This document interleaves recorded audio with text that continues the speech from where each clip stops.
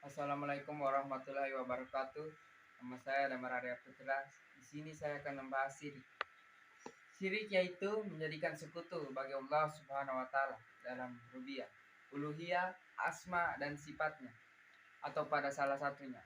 Apabila seorang manusia meyakini bahwa bersama Allah Subhanahu wa taala ada yang menciptakan atau yang menolong, maka dia seorang musyrik. Barang siapa yang meyakini bahwa suatu selain Allah Subhanahu wa taala berhak disembah, maka dia seorang musyrik. Barang siapa yang meyakini bahwa bagi Allah Subhanahu wa taala ada yang serupa pada asma dan sifatnya, maka dia seorang musyrik. Bahaya syirik. Satu, syirik kepada Allah Subhanahu wa taala adalah perbuatan yang teramat salim karena telah melewati batas hak Allah Subhanahu wa taala yang khusus dengannya, yaitu tauhid.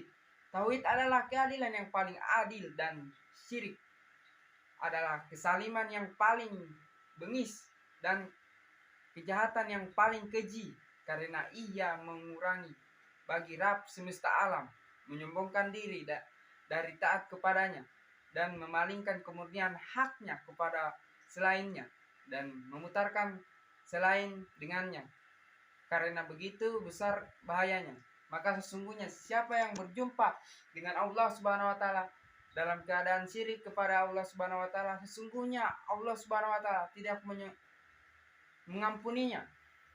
Dalam firman-Nya yang artinya sesungguhnya Allah tidak akan mengampuni dosa syirik dan Dia mengampuni segala dosa yang selain dari syirik itu bagi siapa yang Dia kehendaki. Quran surat An-Nisa ayat 48. 2. Syirik kepada Allah Subhanahu wa taala merupakan dosa terbesar. Siapa yang menyembah selain Allah Subhanahu wa taala berarti dia meletakkan ibadah di tempat yang salah dan dia memalingkan kepada yang tidak berhak. Hal ini itu kesaliman yang besar seperti firman Allah yang artinya sesungguhnya mempersekutukan Allah adalah benar-benar kesaliman yang benar. Quran surat Luqman ayat 13.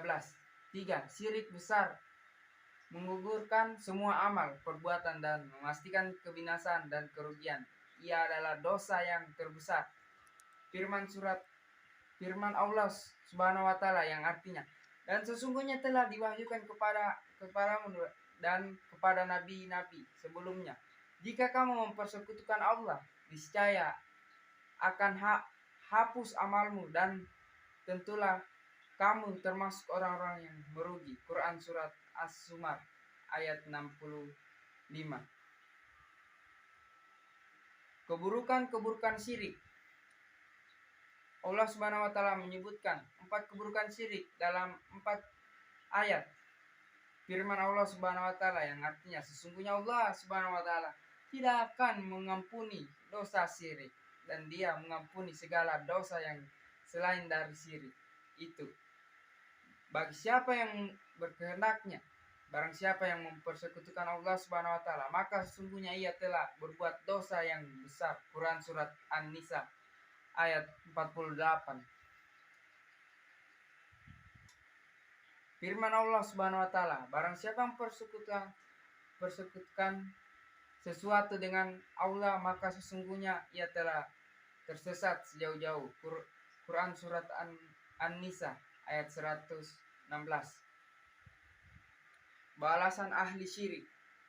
Firman Allah Subhanahu wa taala, sesungguhnya orang-orang kafir yakni Allah, ahli kitab dan orang-orang musyrik akan masuk ke neraka jahanam. Mereka kekal di dalamnya. Mereka itu adalah seburuk-buruk makhluk. Quran surat Al-Bayyinah ayat 6. Firman Allah Subhanahu wa taala dalam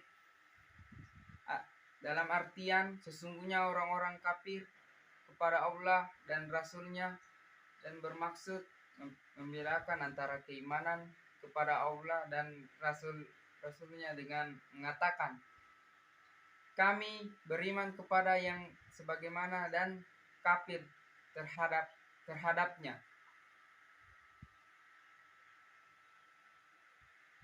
Sebagian yang lain serta bermaksud dengan perkataan itu mengambil jalan tengah di antara dan demikian iman atau kafir. Mereka lah orang-orang yang kafir sebenar-benarnya.